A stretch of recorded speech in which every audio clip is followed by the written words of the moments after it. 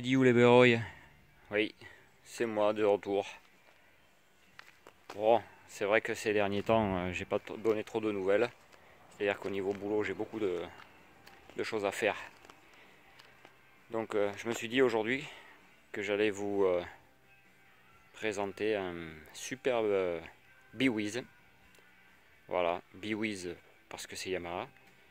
Mais c'est ni plus ni moins que le booster de chez MBK. L'ancêtre celui-là, du booster. La particularité de ce modèle, c'est que il n'a jamais été vendu en France. Voilà. C'est l'un des tout premiers modèles commercialisés du Biwiz. Voilà. C'est un modèle 88.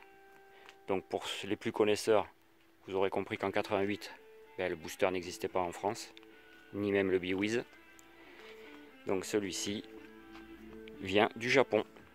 Voilà. C'est le premier Biwiz japonais vendu au Japon avant qu'il n'apparaisse en Europe. Voilà. La particularité, on le voit de suite, c'est flagrant, c'est les doubles optiques qui ne sont pas les mêmes que ceux en France. C'est deux bols bien distincts et en verre. Voilà, ils sont en verre. La qualité quoi, c'est pas du plastique. Voilà. Donc avec deux ampoules dans chaque globe, pas une ampoule au milieu comparé au booster. Voilà. Donc, comme les tout premiers, voilà, hein, ils sont sortis avec les jantes à trou-trou. Voilà, les jantes de tôle à trou-trou, pain blanc. Même sur ce modèle-là, même le tambour est pain blanc. Ce qu'il faut savoir, c'est que par rapport au modèle européen aussi, la fourche des premiers Biwiz a une section plus grosse sur le bas. Vous voyez, c'est une grosse section. Alors que sur les Biwiz européens, français en particulier, et les premiers boosters, ils sont plus petits. Voilà, là c'est vraiment plus gros. Voilà, donc celui-ci, c'est une machine que j'ai racheté à un autre collectionneur, que je remercie, hein, il se reconnaîtra. Mais ça fait un petit moment que je l'ai, que j'ai pas pris le temps de présenter. Donc là je me suis dit, allez, il fait beau, je vais le faire. Certes, c'est pas une mobilette, c'est un scooter, mais ça fait partie du patrimoine, malgré tout. Le booster, au jour d'aujourd'hui, devient de plus en plus recherché, forcément, vu le prix, enfin le marché de la mobilette qui a explosé. Mais beaucoup se rattrapent sur le booster, le Biwiz ou même les Peugeot, hein. Enfin tout ce qui est scoot des années 90. Voilà. Alors, sur ce modèle en particulier japonais, vous avez le porte-sac qui n'existe que sur ce modèle-là, japonais. Voilà, donc on accrochait le sac là. Et ici, c'est un antivol pour accrocher la boucle du casque. Voilà, on l'enquille là, clac. Et de l'autre côté, avec la clé du contact, ici, on va sur le côté là. Et puis ça ouvre, clac, ça ouvre ici, et on libère le casque. Voilà, tout simplement. Ça, c'est une particularité du Biwiz japonais. Donc d'ailleurs, vous pouvez voir hein, comment c'est bien marqué en japonais. Il n'y a même pas un truc en français ou en anglais. C'est tout japonais. Le compteur qui est sublime, j'adore. Franchement, j'adore. C'est un super compteur. Ça fait vachement jeune, fun. C'est super. Il est super chouette. Les couleurs vives et tout, c'est sympa. Donc les boutons. Voilà, les bons vieux boutons. Voilà, on pouvait allumer, enfin mettre plein phare ou pas. Les clignots, starter bien sûr comme le reste, start. Et là, allumer les phares ou les éteindre. Voilà. Donc le rétro n'est pas d'origine. Parce que sur ces modèles-là, ils étaient ronds, mais je les ai pas. Donc j'ai mis un rétro de MBK de chez nous quoi. Alors là, vous pourrez le voir, il a que 708 km. Voilà. Avec le journalier qui est en jaune juste à côté là. Enfin le journalier, les centaines de mètres. Là. Voilà. On pourrait voir 708 km. Voilà. Je l'ai acheté, il en avait 760 je crois. 660. Et j'ai fait, bon ben voilà, j'ai voulu en profiter un peu, rouler avec. Et du coup je lui ai mis 40 bornes, un peu plus.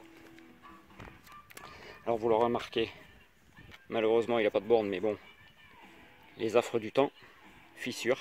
Voilà, le plastique, ben, il se pète malgré qu'il n'ait pas été utilisé. La qualité des plastiques elle est ce qu'elle est. Donc ça se pète. Voilà. On le voit ici aussi, ça se fissure au niveau des fixations. Voilà, là, ici. Donc voilà.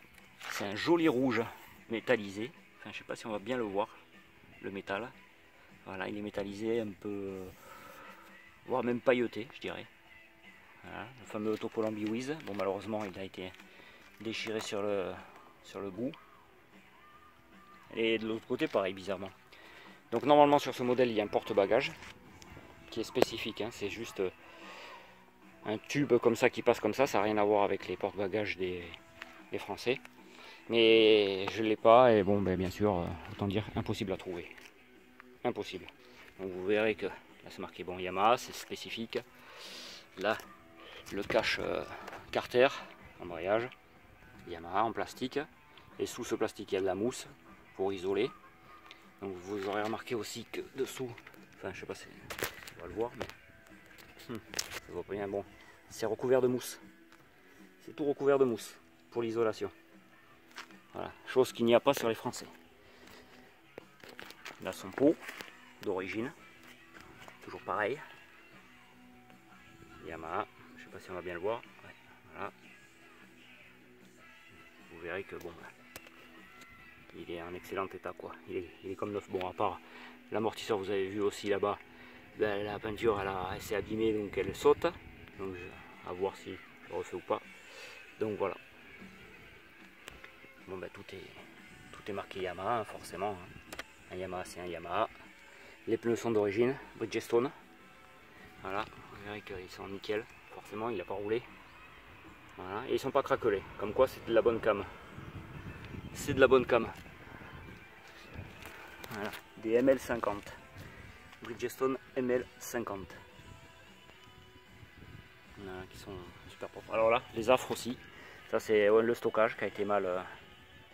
Et ben voilà, mal fait. Hein. Donc forcément, ben voilà, un petit pet ici, une fissure là, un petit morceau qui manque. Bon voilà quoi, des conneries quoi. Malheureusement. Je sais pas si on voit bien le métal sur la peinture. J'essaye de montrer mais c'est compliqué. Des petites rayures là aussi. Hop là. Je sais pas si on les voit bien, mais enfin voilà quoi. Alors ce qu'il faut savoir sur ce modèle là, japonais, ce ne sont pas ces clignots d'origine. Les clignots d'origine sont plus gros, mais comme ça faisait vraiment vilain, l'ancien proprio les a retirés pour en mettre des clignots européens quoi, de booster. Voilà. Donc vous voyez aussi les poignées de frein, qui ne sont pas les mêmes, avec des protèges en caoutchouc sur les articulations. Voilà, des deux côtés, ça fait mieux fini quoi. C'est bien fini. Voilà le fameux autocollant. Hein. Big Playing World Biwiz. Voilà, voilà. On va regarder un peu l'intérieur de la machine. Bon, la fameuse clé de l'époque. Je sais pas si on la voit. Hop là, voilà. Yamaha. Avec le numéro. Tout est dessus. Vraiment comme neuf quoi. Plaque. La selle. Qui est aussi, ben, forcément qui est spécifique aussi à ce modèle. C'est une monoplace. Donc l'intérieur. Hein. Réservoir métallique comme chez nous. Comme tous les tout premiers boosters. Voilà, mon batterie, le réservoir translucide, comme ça on voit le niveau au moins sur celui-là. Voilà. Voilà, voilà. Donc la fameuse selle monoplace, spécifique aussi à ce modèle-là. En biton, gris blanc, superbe, en excellent état aussi. Voilà, qu'est-ce que je pourrais vous dire de plus? Bon, ben, au niveau du plancher, ben, il est même pas abîmé, hein. Bon, il est un peu sale, mais même pas abîmé. Bon, Yamaha, bien entendu.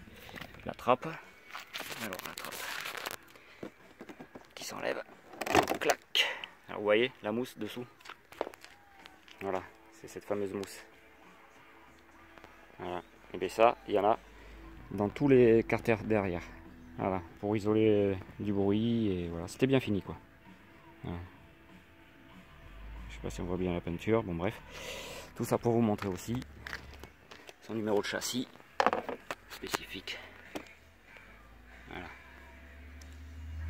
Yamaha Motor, tatati, c'est juste un autocollant, c'est même pas gravé. Voilà, et c'est un modèle 3AA. Voilà. Il n'y a rien d'autre de gravé sur le châssis. Hop. Et voilà, on va le faire. On va le démarrer. Vite fait. Normalement, il démarre bien. Hop là.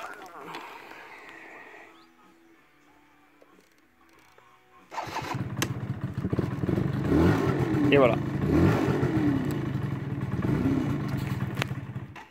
Ah, ah, ah, ah, ah.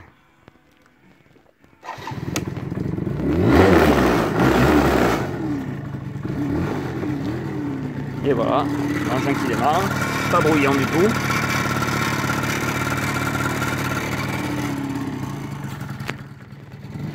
Les phares, deux ampoules, comme je vous disais. Le clignotant. Décidément, enfin, c'est pas grave. Voilà, on l'entend le clignot. Le klaxon qui, mince, on l'entend pas. Bon, c'est pas grave. Donc le clignot, c'est pas un bip bip, mais c'est carrément le clic clac clic clac. Donc voilà.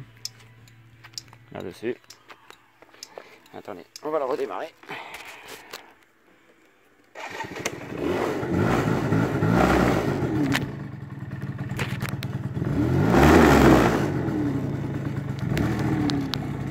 Bon, ben, le klaxon il marche plus. Il marchait tout à l'heure, ben, il marche plus. Mais c'est pas du tout le klaxon des scouts comme ici, là, c'est vraiment le bzz bzz des mobylettes quoi.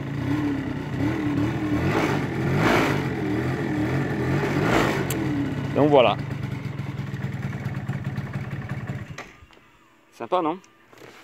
Voilà, vous aurez vu ce fameux Biwiz de 1988. Voilà, jante à trou-trou, frein à tambour, fourche télescopique de base, monoplace, avec l'accroche-sac particulier et le tableau de bord, enfin, voilà.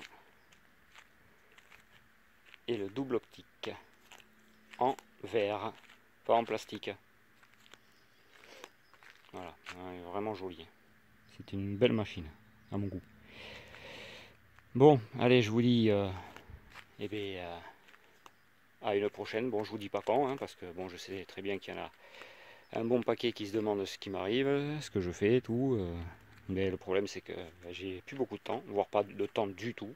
Ce qui fait que tous mes projets en cours sont toujours en cours. Et donc, je n'ai pas le temps actuellement. Donc, bon, ça reviendra, mais il faut être patient, je pense. Voilà, tout simplement.